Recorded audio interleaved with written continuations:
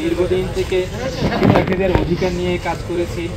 শিক্ষার্থীদের দাবি আদায়ের আন্দোলনে বিশেষ করে সর্বশেষ জুলাই গণ অভ্যুত্থানের অগ্রণী ভূমিকা রেখেছি। তাদের সমন্বয়ে আমরা একটি প্যানেল ঘোষণা করেছি। ইতিমধ্যে আমার সহযোদ্ধা সালাউদ্দিন আম্মার বলেছেন, আমাদের স্লোগান লক্ষ্য উদ্দেশ্য নিয়ে কথা হয়েছে। আমরা মূলত একটা বিষয় হাইলাইট করতে চাই বেশি, সেটি হচ্ছে যে আমরা আগামীর ক্যাম্পাসটাকে নিরাপদ রাখতে চাই এবং সকল ধরনের আধিপত্যের বাহিরে গিয়ে উঠে আমরা কাজ করতে চাই শিক্ষার্থীদের কল্যাণে। সেই লক্ষ্যে আধিপত্য বিরোধী ঐক্যের আমি প্যানেল ঘোষণা করছি। সহসভাপতি ভিপি হিসেবে মেহেদি সজীব, সাধারণ সম্পাদক জিএস হিসেবে সালাউদ্দিন আম্মার, সহকারী সাধারণ সম্পাদক এজিএস আকিল বিন তালেব, ক্রীড়া ও খেলাধুলা বিষয়ক সম্পাদক মোহাম্মদ ইয়াসিন আরাফাত বিজয়, ক্রীড়া ও খেলাধুলা বিষয়ক সহকারী সম্পাদক মোহাম্মদ মঞ্জু আরিফ, সংস্কৃতি বিষয়ক সম্পাদক মোহাম্মদ মাহবুব আলম মোহন, মহিলা বিষয়ক সম্পাদক হেমা আক্তার ইভা, সহকারী মহিলা বিষয়ক সম্পাদক জান্নাতুল ফেরদৌসী তৃষা, তথ্য ও গবেষণা সম্পাদক মোহাম্মদ মিনহাজুর রহমান, মিডিয়া ও প্রকাশনা সম্পাদক ফাহির আমিন, সহকারী মিডিয়া ও প্রকাশনা সম্পাদক শামীম আক্তার, বিজ্ঞান ও প্রযুক্তি বিষয়ক সম্পাদক ডাক্তার মোহাম্মদ জাকির হোসেন, সহকারী সম্পাদক বিতর্ক ও সাহিত্য বিষয়ক সহকারী সম্পাদক আরিয়ান আহমেদ, পরিবেশ ও সমাজ কল্যাণ বিষয়ক সম্পাদক মোহাম্মদ আহসান হাবিব, পরিবেশ ও সমাজ কল্যাণ বিষয়ক সহকারী সম্পাদক মোসাম্মদ ইশিতা পারভিন তিথি, নির্বাহী সদস্য 1 সাজ্জাদ হোসাইন, নির্বাহী সদস্য 2 মোহাম্মদ আরিফুল ইসলাম, নির্বাহী সদস্য 3 হাবিব হিমেল। এই ছিল আমাদের প্যানেল। আর সিনেটের ছাত্র প্রতিনিধি 5 জন।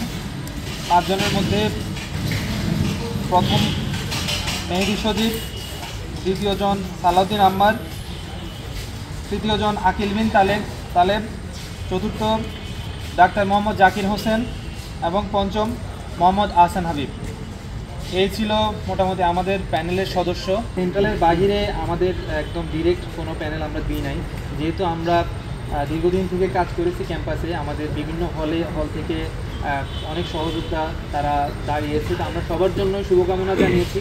আমরা শুধুমাত্র সেন্ট্রাল যে রাজশাহী বিশ্ববিদ্যালয় কেন্দ্রীয় ছাত্র সংসদ নির্বাচন, এটারই প্যানেল আমরা ঘোষণা করেছি। আমরা কোনো হলে প্যানেল এটা মনে করছি না, কেননা ডাকসু এবং ঢাকা বিশ্ববিদ্যালয়ের অবস্থান এবং রাজশাহী বিশ্ববিদ্যালয়ের অবস্থানটা টোটালি ডিফারেন্ট আর কি। তো সেই জায়গা থেকে আমরা আশাবাদী এবং ডাকসুর প্রভাব এখানে উল্লেখযোগ্য হারে পড়বে বলে আমার ব্যক্তিগত জায়গা থেকে মনে হচ্ছে। আমরা যে পূর্ণাঙ্গ প্যানেল ওইটার সদস্য 18 জন। 23 সদস্যের মধ্যে আমরা 18 সদস্য ফাইনাল করেছি। আমরা শীঘ্রই কথা বলে হয় পদগুলো ফাঁকা থাকবে, না হয় আমরা এইগুলা পরবর্তীতে আপনাদেরকে জানিয়ে দিই। সব কিছু মিলিয়ে আমরা আমাদের পরিচয় হচ্ছে সব কিছুর ঊর্ধ্বে উঠে আমরা কাজ করতে চাই, বিশ্ববিদ্যালয় নিয়ে কাজ করতে চাই। আমরা যে জার্নিতে নেমেছি, এই জার্নিতে আমরা হয় জিতবো, নাহলে আমরা শিখবো। আমরা এখানে হেরে যাওয়ার জন্য বা হেরে আমাদের বিশ্ববিদ্যালয়ের প্রতি দায়বদ্ধতা শেষ করার জন্য আমরা এখানে আসি।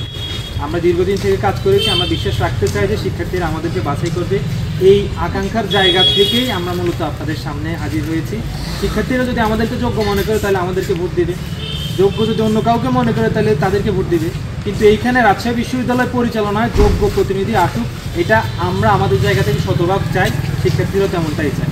এই জায়গাটাতে হচ্ছে কি আমাদের শুরু থেকে হচ্ছে অনেকগুলো বিষয় নিয়ে আমরা জানাইছি। আমাদের যে জায়গাগুলোতে হচ্ছে মনে হয়েছে, অসঙ্গতি মনে হয়েছে। তার মধ্যে একটা জিনিস হচ্ছে যে হলগুলোতে যেভাবে হচ্ছে আপনার যে ব্যালট নাম্বার দেওয়া হয়েছে, এটা নিয়ে আমরা সাধারণ শিক্ষার্থীদের মধ্যে হচ্ছে অনেকগুলো অসঙ্গতি বলে মনে হয়েছে আর কি। যে আমরা দেখছি যে কোনো একটা দলকে হচ্ছে আপনার প্যানেল 1 নাম্বার হচ্ছে ব্যালট নাম্বার দিয়ে দেওয়া হয়েছে। তো এই জিনিসগুলো নিয়ে অনেকের মনের মধ্যে অনেক বিভ্রান্তি দেখা গেছে। প্লাস হচ্ছে ডোপ টেস্টের যে ব্যাপারটা, সেটা হচ্ছে আমাদের যে নির্বাচন কমিশন, ওনারা ওনাদের জায়গা থেকে কথার মধ্যে হচ্ছে স্ট্রিক্ট না। যে ডেটটা তারা ফিক্সড করছে দেখা যাচ্ছে বিভিন্ন কারণে তারা সেটা বারবার হচ্ছে চেঞ্জ করতেছে এবং শুরু থেকেই সেটা হয়ে আসতেছে, যে তফসিল ঘোষণা থেকে নিয়ে একবার পিছাচ্ছে একবার আগাচ্ছে, এগুলো আমরা শুরু থেকে ফেস করে আসতেছি। এবং আজকেও অনেক শিক্ষার্থীদের মধ্যে হচ্ছে সাধারণ শিক্ষার্থী অনেকেরই হচ্ছে অনেক কমপ্লেন ছিল। তো তারপরেও আমরা চাই যে সামনের যে সময়গুলো আছে, যেহেতু দীর্ঘদিন পরে রাষ্ট্র নির্বাচন হচ্ছে, দীর্ঘদিন সেটা চর্চা ছিল না, সেই জন্য প্রশাসনের ঘাটতি থাকতে পারে, এটাকে আমরা খুব পজিটিভলি নিতে চাই আর কি। তো আরও আগামী 10 থেকে 15 দিন যে সময়টা আছে, এই সময়ের মধ্যে ওনারা ওনাদের নিজেদেরকে আরও অনেক বেশি প্রিসাইসলি হচ্ছে নিজেদেরকে সংগঠিত করবেন এবং নির্বাচনটা যাতে কোনো বিতর্ক না হয়, নিরপেক্ষ জায়গা থেকে ওনারা পরিচালনা করবেন বলে আমরা ধারণা রাখতেছি। সর্বশেষ আপনাদের মধ্যে দিয়ে একটা মেসেজ দিতে চাই, সেটা হচ্ছে রাজশাহী বিশ্ববিদ্যালয়ের সাধারণ শিক্ষার্থীদের 30,000 শিক্ষার্থী 34 বছর পরের যে রাকসু, এটাকে কেন্দ্র করে তারা ঠিক করবে আগামীর ক্যাম্পাসের সংস্কৃতি কেমন হবে, আগামীর ক্যাম্পাসের আবহাওয়া কেমন হবে। তো তারা ভোট কাকে দিবে না দিবে এটা হচ্ছে তাদের ব্যক্তিগত ব্যাপার। তারা যেন ভোট কেন্দ্রে আসে, তারা যেন নিজেদের প্রার্থীদেরকে, নিজেদের প্রতিনিধিদেরকে নিজেরা নির্বাচিত করে। এটা রাজশাহী বিশ্ববিদ্যালয়ের শিক্ষার্থীদের কাছে আমাদের বিনীত অনুরোধ থাকবে আধিপত্য বিরোধী ঐক্যের প্যানেল থেকে আমাদের। ওয়ালটন এখন দেশের সীমানা পেরিয়ে পৌঁছে গিয়েছে 50টিরও বেশি দেশে। ওয়ালটন, ঘরে ঘরে বিশ্বজুড়ে।